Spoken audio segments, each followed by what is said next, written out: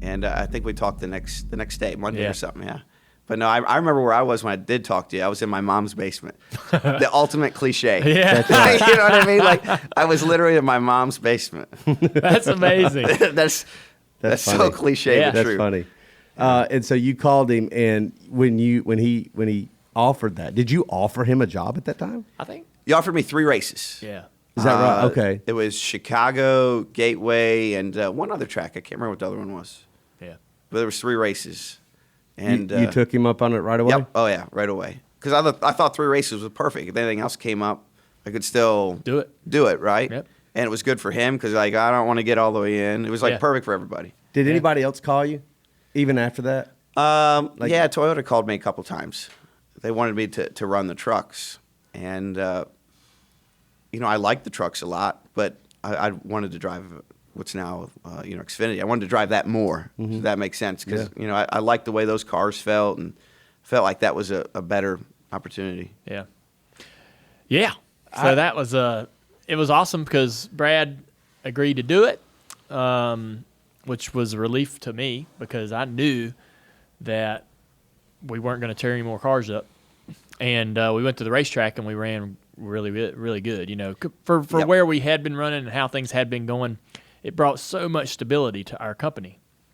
I just seem to remember, and I may remember this wrong. Tell me if I'm right. But, like, we had the U.S. Navy as a sponsor. Yeah. Obviously, I remember that, you know, not just how the driver drove, but how the driver, like, did it look like a military, you know, war-ready type of person because Navy's trying to recruit. Yes. All the time, right? Yeah, I was definitely not your picture boy. You had braces. Yes. You definitely, like, you weren't thinking, about brand and looks and stuff like that. All you did was drive a race car. Do I remember this right? Did the Navy want Brad, or did you? I feel like they didn't. No, they didn't. Oh, you remember that? Didn't. Okay. Yeah. I felt, but Dale Jr. was adamant. Yep. I felt like Dale was prepared to let a sponsor walk to put you in the car. Am I right? Well, I mean, it never really kind of came to that. I didn't have to think of that. I didn't have to contemplate that. I think you might have been alone in that because I think other people were thinking that. Yeah, you're probably right. Yeah. But I remember a few tense conversations. Yeah. Yeah. I think at that time when those thoughts were going through other people's heads, we had already had Brad in the car for a handful of weeks. And it was like, our cars we were running, finishing races. I think we were kind of finishing 8th to 15th every week, which is about as good as our cars should have been doing. I can't really remember exactly what the stats were. We really didn't take off till we got Tony Sr. and Tony Jr. here, and which that was a lot of fun for Brad, I'm sure. What was that like? It was. I thought it was awesome because Tony Sr. was like driving for my family. Really? Yeah, it was. My uncle and Tony Sr. had almost identical personalities. Really? Wow. And when I saw Tony Sr., I saw my family. Yeah. And so it was easy for me. Where I think it would have been hard for other people. Yeah. I just saw my family, and I had just moved to North Carolina, and left my family behind in Michigan, and you get homesick and all those things, and so Tony Sr. was. He was like a security blanket in some ways because I knew I would have good cars, but he was also somebody that I could relate to. And, you don't expect that because, Tony Sr. can be tough on people. Yeah. But I appreciated that. Like, I always knew where I stood with him.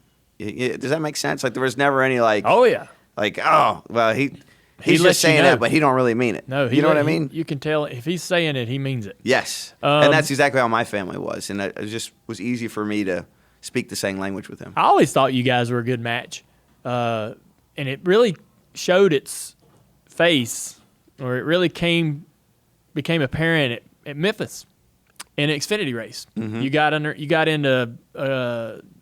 You won the race. Yep. And you spun out Carl Edwards. Yeah. But it was so I did. It was an accident. It wasn't intentional. There was like a bunch of traffic. We were on new tires. A car in front of him lifted. He lifted. A lot of things going on in the back straightaway. But what was interesting about that is that Tony Sr. was always ready to stand up for himself. And I felt like that was a good match for you And it showed that day because you too like to do the same thing on the racetrack. Yeah, You know what I mean? yeah. You don't second guess what you're going to do.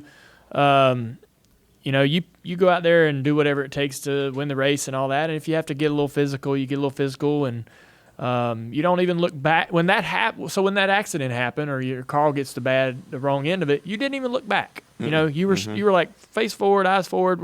What's next to win the race? What's the next thing I do? And we win the race. Okay, I did what I was supposed to do. Won the race. Awesome. And Tony Sr. was the same way. If somebody got trampled on in the middle of that process, that's just racing. Yeah. That's what happens. Yep. And you don't see that a lot these days. No, you everybody don't. wants to point blame or Yeah. There's no hey, that was just a racing deal. Y'all went well together. Yeah. And why that's worth pointing out is because not a lot of things meshed with Tony Sr. They Yeah. didn't. Yeah. Not a lot of things meshed with him. Yeah. And I won't name names, but he was honest about the people driving his race cars. Mm-hmm. I don't think this guy can do it. I don't like this about this driver. And he would voice his frustrations, where a lot of guys wouldn't. But man, he never said a word about Brad, but believed in Brad. He believed in Brad. That's when Yeah. I knew, for us, because that was just so He went to not bat. normal Yeah. for Pops to be an advocate for a driver. He usually was, crushing them, crushing their souls. Yeah. I mean, like even on Yeah. the radio, Uh-huh. during a race. And he did that with Brad some. He'd be honest during the radio. Yeah. Yeah, there was a time where I was the dumbest son of a bitch alive. Oh yeah. Yeah, Everybody but you gets know that. what? My dad and uncle told me that plenty of All the times time. growing up. So when I heard it, I just heard my dad and uncle and knew that, that's just a quick, 3 seconds later, you won't even remember he said that. Yeah. You know what I mean?